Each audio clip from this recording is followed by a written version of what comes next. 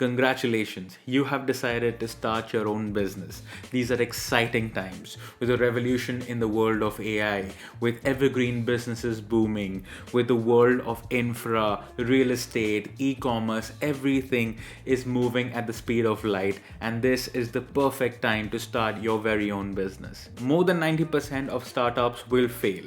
But if we are following the 5 stages of startup and if we study well in advance as to how we can build our startup from scratch, then the percentage skews towards our favor a little. So here are the 5 stages of your startup journey. We will begin with validation, building, finding, selling, and finally showing. Now we will get into detail for each of these 5 stages and how you can ensure that your business is prepped for success. This video is for everyone. If you're a first-time founder, or if this is your second business, or if you're a serial founder, it doesn't matter. These 5 stages, you will learn something in these 5 stages that will probably help you edge out your competition. Let's get started with validating your startup. You will be amazed to know as to how many founders don't even Google the problem they are trying to solve. They can get a better understanding of the competition, of what people are charging, how many people genuinely have this problem. There are so many good research tools like Claude, Perplexity, even ChatGPT to just run a market research on the problem that you're trying to solve. So before jumping into the validation methods that we will be talking about, take a couple hours, hop onto Google, hop onto these chatbots and just run a proper research, study about the competition, study about the number of people that may be having this problem, study about the proper market value, the total market value that you may have or you're entering into, study about your country that you're in, how many people are having a problem in that particular country. Do proper research for a couple hours on Google and these chatbots and then move ahead with these validation methods. Validating your startup is crucial. You want to have demand the day you launch. You don't want to solve a problem that no one has. If you're spending time and money on a product, then it is important or it is vital to understand that there is a demand in the market that you're entering. The first method is to create a waitlist. Build a simple landing page. It can be either on Wix or Framer. I personally use Framer. I use Tally for my form services. Tally is completely free. I link Tally with my CRM of choice, which is Zoho, and I manage my leads in that manner. It is important for you to describe the problem that you're solving. Don't describe the potential product or service because you don't have a product or a service ready at this point. So talk about the problem that you're solving. This will resonate with the people who are genuinely facing these issues and they will sign up like this. Describe your USP. You can talk about the USP that you have. You have already done your market research about your startup and your competition. So it is best to understand what edges you out and what gives you that USP. So you can talk about that in your landing page. Create urgency. This is crucial. Psychologically, you will see people signing up more. And if they're on the fence, if they should be filling out your form or not, you will be seeing that if there is an urgency factor that is created, like only 100 seats remaining or limited time period offer, that they will genuinely go ahead and fill that form and you will get better and more genuine leads this way. You have to drive traffic to your landing page now. How do you do this? Use your social media audience if you have one. Let's say if you don't have a social media audience, then use your direct messaging. Reach out to the people that you know. Use WhatsApp, use email, use LinkedIn. Whatever platform is comfortable for you, just reach out to 100 people. Show them that the product you're trying to build. Tell them that this is a waitlist. If you have a problem or if you're facing a similar problem in this field, then go ahead and fill that waitlist form. Your goal is to get 100 to 500 people on that waitlist. The more the merrier. Now this is your proof of interest. People on this waitlist will become your first customers, your first critics, and your cult. If you have seen that 100 people have signed up for the waitlist, for the early bird offer, that means there is demand, that means there is gravitas to the idea or the problem that you're solving. Another method to validate your startup is by talking to your customers directly. Let's say you're someone who's facing these problems yourself, then you have a community of people who are facing these problems. You can talk to them directly. You can use communities on Reddit, on Facebook groups, on LinkedIn groups. You can talk to these people, send them a polite DM. Understand what their problems are and how you can solve better. Ask questions like, do you have this problem? How are you currently solving it? How much time or money does it cost you? What would be an ideal solution for you? how much would you be willing to pay for it? Your goal is to talk to 20 to 30 customers and get a feeler of how much people are willing to pay for your idea. This entire exercise will tell you about the pain points, the willingness to pay, and the actual demand versus the assumption that you have had so far.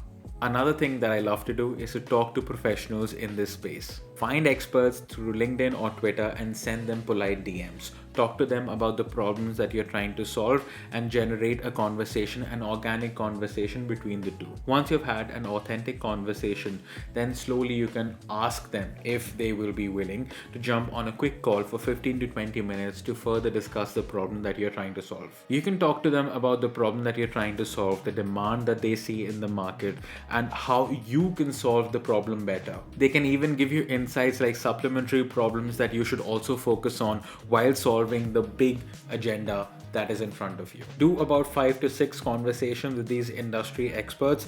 The turnout might be a little low, but you have to reach out to people.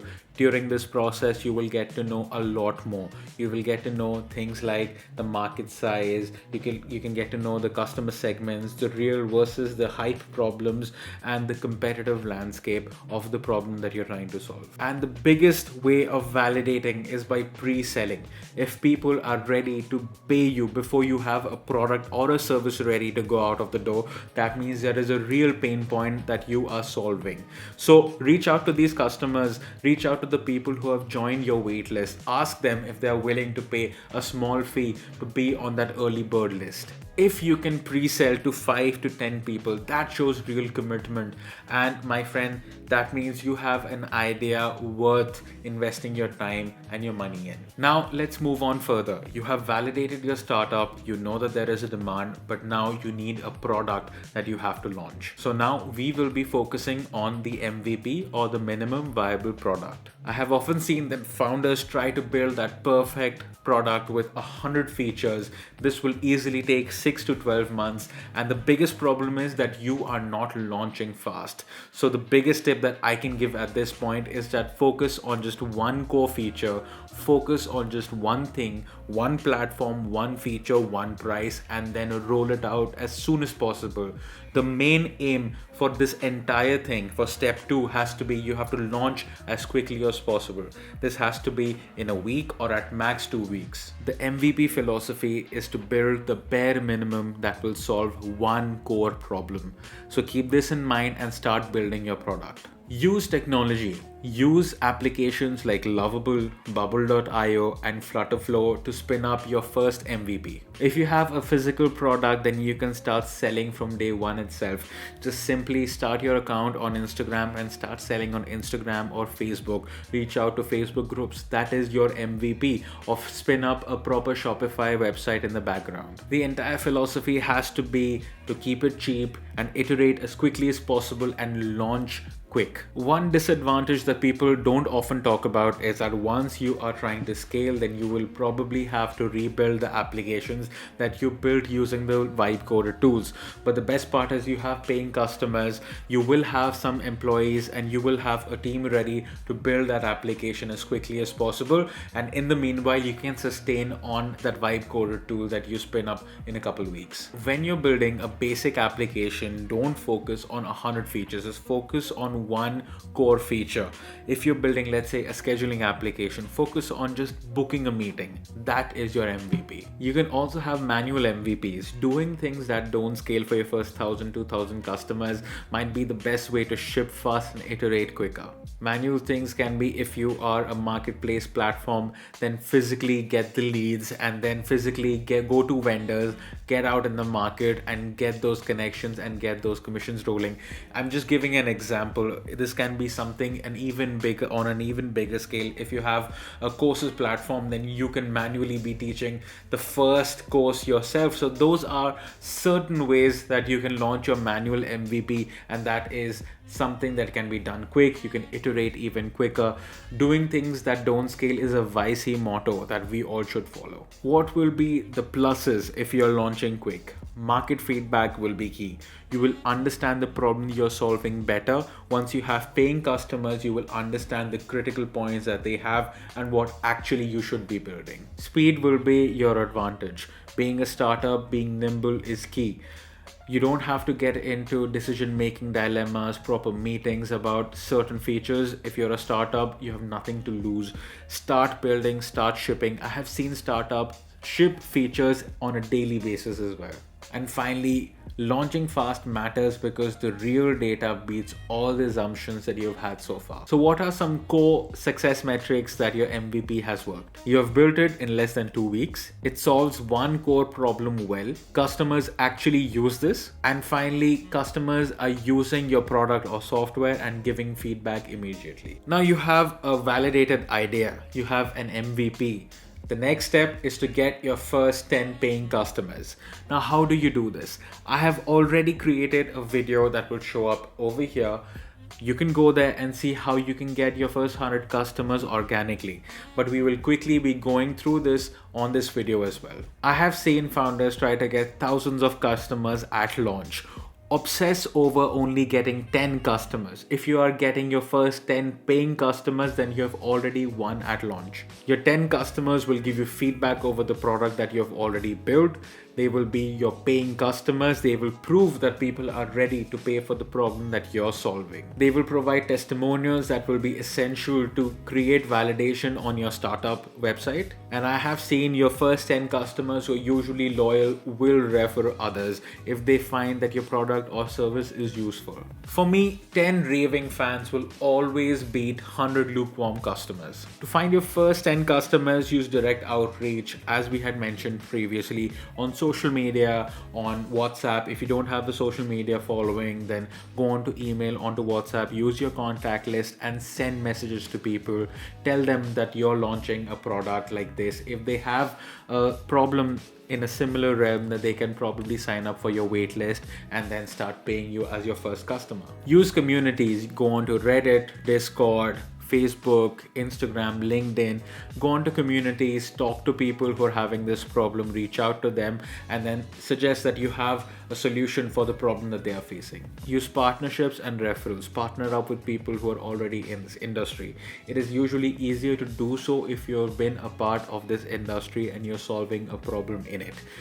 This might be a little tough if you are new to the startup space and to that industry itself, but you can still try to go for some partnerships in form of perhaps an influencer even that will market your product for you. And finally, start creating ads on Meta and Google. Use performance marketing. Take 30 minutes to an hour each day and learn more about the ad platform and how you can use that ad platform to get more leads and more customers. You know that you've hit that perfect 10 customers when people are ready to share feedback, they're ready to refer, they're helping you understand that problem you are solving a bit better, they're recommending features that they want to see in your product.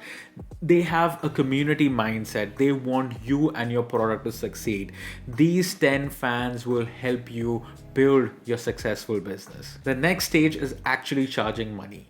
You don't want to give away your product for free. Even if it is just one feature that we discussed previously in the MVP, charge from day one. I have always seen that founders will give away their products for free for customers to test, but that will never create or show the true viability of a product unless and until people are paying for it. They are not your customers unless and until they have paid. So here is why you should charge from day one. Customers who pay are customers who care. You prove the business model works. Transitioning users from free to paid is hard. People will resist paying you later. Payment means commitment, so you will get better feedback. So get your users to pay from day one itself. How should you price your product or your service? I have also made another video regarding the pricing of your product or service. You can check out over here. Keep in mind that you want your pricing to be value based. You don't want it to be the cost plus margin formula. That will never truly showcase the value you're bringing to the people's lives. Think in the terms of how much value do you deliver? How many hours are you saving customers? What pain points are you saving? How much money you're saving to the customers? Or how much money you're able to generate for the customers? Think in these terms. Value-based pricing works because customers understand the value of ROI. How do you know if you're actually pricing your product or your service correctly is by running an A/B test. This can be a manual A/B test or on your website as well. You can have 2 to 3 pricings that you're testing, and wherever you get that sweet spot of conversion and revenue, that is your pricing that you have to launch with. Keep in mind that you should always iterate your pricing, change it up, hike it by 10 to 15% to 20% on a regular basis. Again, run A/B tests. If those A/B tests are successful, then slowly roll out the new pricing to your older customers. Another way to understand how you can price better is to actually ask customers. You will be surprised to see that actually customers will be willing to pay more than you were actually going to ask. Your pricing should not be too cheap. It gives the perception that your product is subpar and it is not up to the mark of the industry standards. Your main goal has to be that you have to prove that they will pay for the problem that you're trying to solve. You can give certain offers for your first few customers, like 3 months free on an annual plan or 50% off for 3 to 4 months. This will get your new customers into the door. If you're a new startup and you haven't registered your company, you can also do the direct payment route. You will be surprised to see how many big startups actually took personal checks in the first few months to validate their idea, to validate that their startup is actually working with a few paying customers. So how will you know that you have succeeded in your selling stage? You're charging something from day one. You're getting payments from customers. That means they are committed. You've learned what price point works. And finally, you're ready to adjust the pricing once you have more data available. Now finally, moving on to the stage that is really true to my heart, showing. Now, how do you show? A concept of build in public is trending on Twitter, on LinkedIn, on YouTube, and it is truly something that gives you the insights towards the lives of these founders who are trying to build something of value, who are trying to solve a problem and bring a startup to life. So why should you build in public? This is free marketing for you. People will jump on that bandwagon. People love to support the rags to riches story. You will always see people supporting the underdog. Building in public will also let you get a lot of feedback. You will be amazed to see how many industry leaders you will be able to connect with, how many paying customers that will actually reach out to you with their feedbacks as to what problems they are facing in this field, because they are seeing that you're building a solution for them. Building in public will give you your first few customers, and that will be amazing for a startup that is just looking to launch and get its first few customers through the door. Building in public ensures that you're shipping quickly. You are held accountable. In this manner, you have pressure and you know that you have to build quick and iterate even quicker. Utilize the feedback because people are watching. And finally, the beauty of social media and the beauty of humanity. You will see a network effect. Well, people will help you succeed. They will share the idea that you're building. They will share your links, your platform with others that they know, and you will see a growth spike in your startup. Now, how can you document this? You can simply start off by tweeting something, creating some LinkedIn post, or actually starting up a blog. These are the easiest ways of getting started. Or if you want to get into something a little tougher, start with creating a vlog where you're creating a proper episode like storytelling structure, where you're talking about the proper startup journey that you have had, how you came up with the problem, or how you found the problem, how you came up with the solution, and how you're building a startup with yourself. You can be a solopreneur or with your co-founder. Post regularly. You should be posting daily on Twitter whatever progress you're making, even if it is just about changing one certain feature like a button or whatever it may be. Just keep posting, keep the public aware, let them know that you're actually making some efforts to building a proper startup, to providing a solution to the problems that they are having. Account everything, be authentic.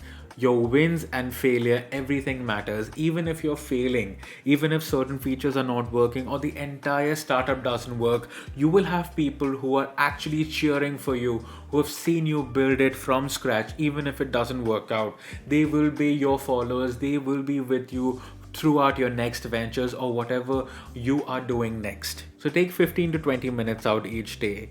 create a proper summary of what you've been building the entire day, what things you would like to share with the public, and then post. You will see the impact of social media in effect. Once you're posting on a regular basis, it can be all of a sudden that one tweet goes viral and you are the talk of the town. Share everything, share your feedbacks, share your asks, ask for help, ask that you want to validate your startup, ask for customers, ask if there is some help that you may need or a partner that you may need or any collaborations. Now, we were discussing about partnerships, about getting customers, right? If you're building in public, people will love to partner up with you because they have seen your journey from day one itself. Don't be shy to share your metrics, share your daily active users, share how many products you have sold if it's a physical product, share how many people have reached out to you, share your growth and follower count, whatever metric is of value to you, share those. And create proper authentic content about your journey, about how you met your co-founder. If you have someone that you're building with, create certain things that are humane, like how you're finding your first office, or how do you work out of a cafe in your first few weeks until you've shipped a proper MVP. It has to be authentic. It has to be a sneak peek into the lives of a founder. And finally, don't forget to engage with the community. Read the comments, reply to them, reach out to people that who are reaching out to you, reply to DMs, and be active. So let's get it all together within a timeline. From week 1 itself, you will start your build in public journey. You will start creating tweets, your LinkedIn, or creating videos about the problem that you're looking to solve. You will start by talking to potential customers, industry leaders to validate your startup. So validation has to be done within the first week itself. Week 2 is all about building your MVP. By week 3, you should have a launch product that is ready to go, and you should be reaching out to potential customers who have signed up for your waitlist. And finally, by the end of the month, you should have your first 10 paying customers. This is ambitious, but if you're trying to keep this in mind, that you have to build quick, iterate quicker, launch as quickly as possible, then no one can stop you from creating a successful startup. So these are the 5 stages of your startup journey. These are exciting times that we are in. Startups are the best way to creating wealth and value. If you have a product in mind, if you have a problem in mind, start with validating, build quickly, get your first few customers, get them to pay, and build in public. If you've liked this video so far, don't forget to like, share, and subscribe. I will see you on the other side.